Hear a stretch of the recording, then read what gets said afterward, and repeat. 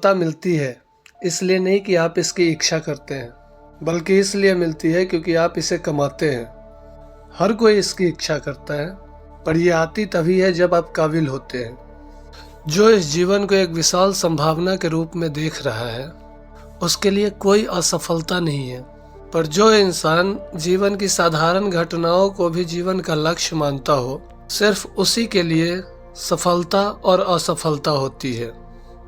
अगर आप जीवन को एक विशाल सफलता की तरफ देख रहे हैं, अगर आपके साथ कुछ अच्छा होता है तो उसे आप अपनी भलाई के लिए उपयोग कीजिए, और अगर आपके साथ कुछ बुरा होता है तो उसे भी आप अपने भलाई के लिए उपयोग कीजिए।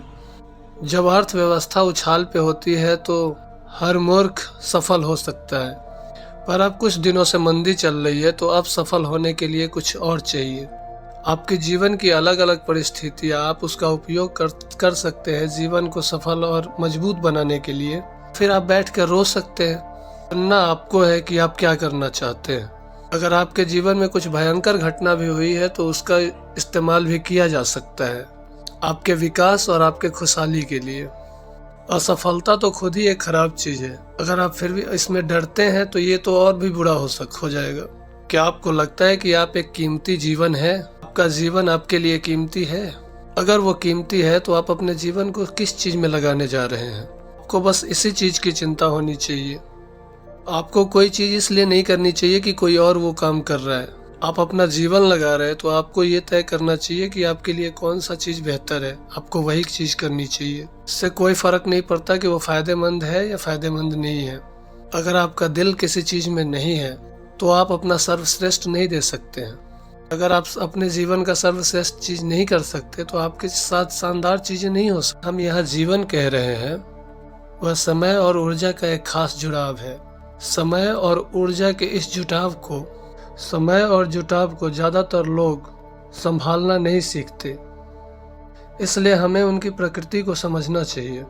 समय की प्रकृति ऐसी है, आप कुछ करते हैं तब भी ये खिसकता रहता है, आप कुछ नहीं भी करते हैं तब भी ये खिसकता रहता है। आप इसे धकेलना नहीं होता या आप इसे धकेल नहीं रहे हैं। समय पे महारत किए बिना कोई भी अपने जीवन में कुछ नहीं कर सकता। तो समय को कैसे मुट्ठी में ले? लोग टाइम मैनेजमेंट की बात करते हैं, लेकिन अब कुछ भी कर ले, आप समय को मैनेज नहीं कर सकते। तो समय को कैसे संभालने के लिए ये एक बहुत बड़ी चीज़ है, क्योंकि ये आपके हाथ में नहीं है, चाहे आपको ये अच्छा लगे या ना लगे। आपको मैनेज अपने आप के साथ करना होगा, समय के साथ आप कुछ नहीं कर सकते। ज़रूरत भी है कि आप खुद को मैनेज करें, ना कि समय को। तो समय को अपने हाथों में लेने का सिर्फ एक ही तरीका है, अपनी ऊर्जाओं के काम करने के तरीके पे महारत हासिल करना। अगर आप ट्रेन के इंजन की तरह काम करेंगे तो बहुत समय लगेगा, परंतु अगर आप एक जेट इंजन की तरह इस्तेमाल करेंगे तो वो काफ़ी जल्दी हो जाएगा।